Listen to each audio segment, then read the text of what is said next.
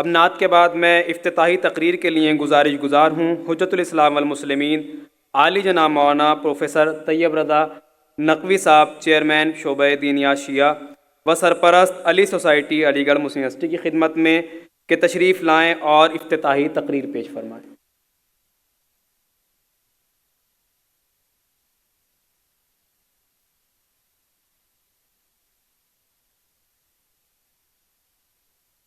اعوذ باللہ من الشیطان الرجیم، بسم اللہ الرحمن الرحیم، وبہ نستعین، والصلاة والسلام علی محمد وآلہ الطیبین الطاہرین المعصومین۔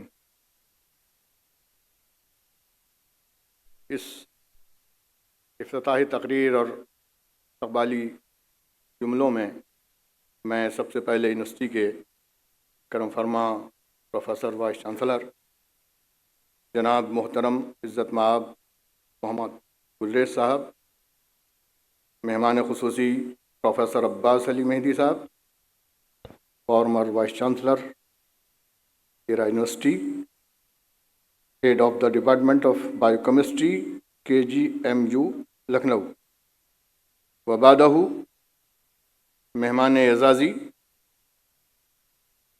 جناب Nasir Naqvi Sahab, former head of the department Urdu, Persian and Arabic.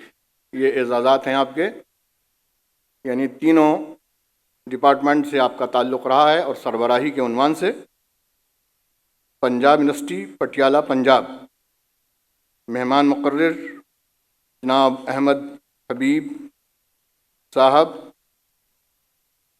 Farmer Alhidaya foundation, اس کے سربراہ ہیں، اور مولانا غلام عباس مٹو صاحب، اور پھر میں جناب مہمان شاعر اہل بیت جناب نذیر باقری صاحب، جو اپنے شاعری کے میدان میں اتنے منفرد ہیں کہ اطراف عالم میں ان کی گونج سنائی دیتی ہے، امریکہ میں بھی ان کو سننے کا اتفاق ہوا۔ ان تمام ہی باعزت اور باشرف حضرات کو استقبال کرتا ہوں اور ویلکم کہتا ہوں۔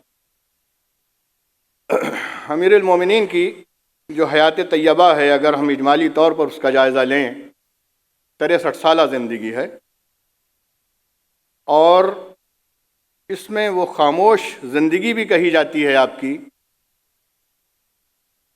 جو تینوں سابقہ خلافتوں سے علیحدہ رہتے ہوئے آپ 25 برس گوشہ نشینی کی زندگی گزارنے پر مجبور ہوئے، لیکن اس زندگی کو آپ کی گوشہ نشینی کی زندگی کہا جاتا ہے، لیکن جب ہم غور کرتے ہیں تو اس 25 سالہ گوشہ نشینی میں آپ نے سابقہ خلافتوں کی مدد کی، اور ایسی مدد کی کہ جن کی مدد کی وہ پکار اٹھے کہ آج اگر علی نہیں ہوتے تو ہم ہلاک ہو جاتے۔ یہ آپ کا امتیاز ہے، اور ایسے وقت میں جبکہ پیغمبر کی وفات کے بعد، ارتحال کے بعد صورتحال ایسی تھی کہ مابین مسلمین کشیدگی پیدا ہو سکتی تھی، آپ نے بہت ہی سوجھ بوجھ سے کام لیا، اور اس 25 سالہ زندگی کے خاموشی دور میں آپ نے وہ کارنامے انجام دیے جو تاریخ کے دامن میں محفوظ ہیں اور بھلائے نہیں جا سکتے۔ ابن ابی الحدید معتزلی، جنہوں نے آج سے تقریباً 500 برس پہلے آپ کی نہج البلاغہ میں کے سلسلے میں مفصل ایک شرح لکھی جو 20 والیوم میں ہے، وہ کہتے ہیں کہ آپ کی زندگی ایسی مائع ناز ہے کہ اس زندگی میں آپ نے 25 سالہ دور میں 26 کنویں اپنی محنت اور جافشانی سے تیار کیے اور غربا اور مساکین کے لیے وقف کر دیے۔ 26 کنویں۔ ایک واقعہ لکھتے ہیں وہ کہ آپ پانی جاری کرنے کے لیے کنویں کھودنے میں مصروف تھے کہ ابھی وقت ظہر نہیں ہوا تھا، نماز ظہر کا وقت، کہ غلام آیا اور کھانا لے کر آیا۔ آپ نے وضو کیا، نماز پڑھی، اس کے بعد کھانا تناول کیا۔ کھانے میں کیا ہے؟ کدو ہے۔ تو غلام کہتا ہے کہ میں نے محسوس کیا کہ علی زیر لب کچھ فرما رہے ہیں، کا میں نے جب غور کیا تو آپ فرما رہے تھے خدا کی لعنت ہو اس شخص پر جو شکم کی خاطر جہنم میں جائے. یہ فقرہ کلیہ ہے، قانون ہے آپ کا. مطلب کیا ہے کہ جس کو ایک معمولی سی غذا سے سیر کیا جا سکتا ہے، حب ریاست، حب جاہ، حب دنیا، حب اقتدار کی خاطر اگر انسان جہنم مول لے لے تو اس پہ لعنت ہو.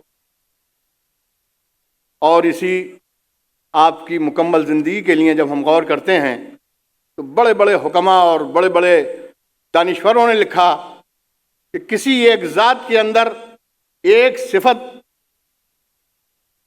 درجہ عروج تک پہنچنے میں وقت لگتا ہے. مشکل ہوتی ہے کہ کوئی ایک صفت میں ماہر ہو. کوئی علم کے پائے پر ہے تو عمل اس کے یہاں نہیں ہے. کوئی اگر سخی ہے تو اس کے پاس دولت نہیں ہے. کسی کے پاس دولت ہے تو اس کے پاس دل نہیں ہے. اور کسی کے پاس اگر شجاعت ہے تو اس کے پاس حسن رائے اور حسن تدبر نہیں ہے. امام شافعی جیسا انسان آپ کی جب حیات طیبہ پر روشنی ڈالتے ہیں تو کہتے ہیں کہ ما اقول فی شخص اشتمت لہو ثلاثۃ مع ثلاثۃ.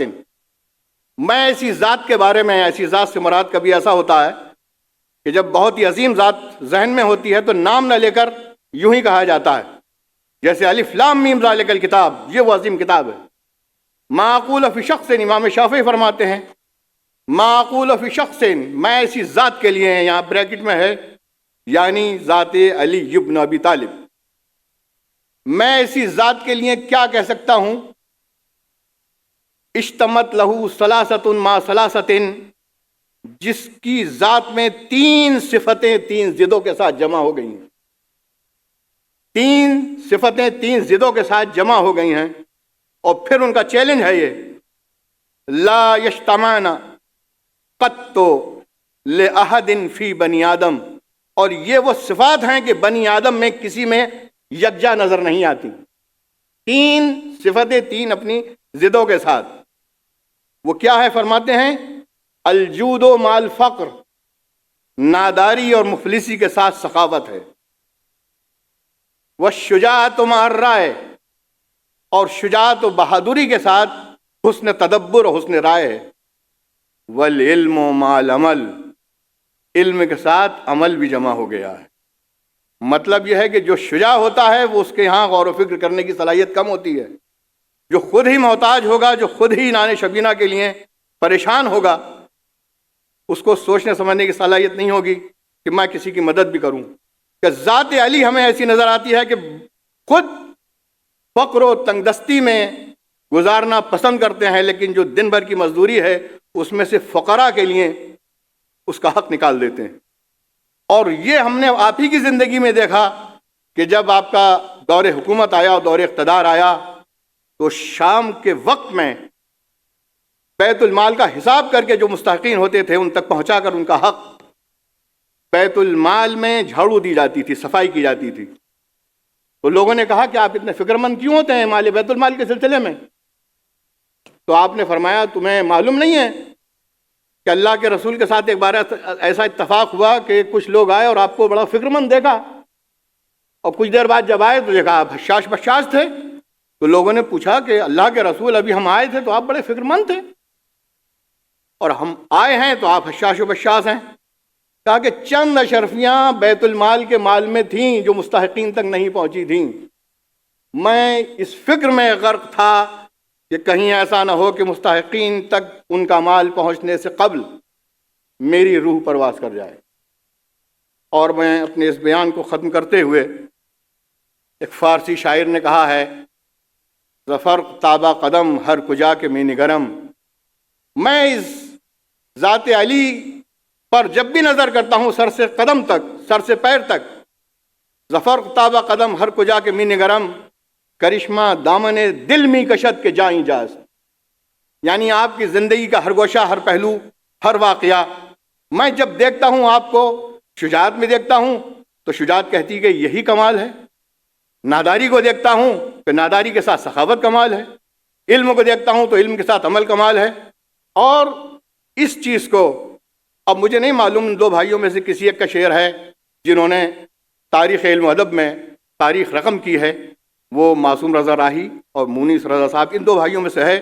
کیا پیاری بات کہی ہے جب امیر المومنین کی ذات گرامی پر نظر کی تو کہتے ہیں کہ رن میں غازی کھیت میں مزدور منبر پر خطیب، رن میں غازی کھیت میں مزدور منبر پر خطیب، اللہ اللہ کتنے رخ ہیں ایک ہی تصویر کے۔ السلام علیکم ورحمۃ اللہ وبرکاتہ۔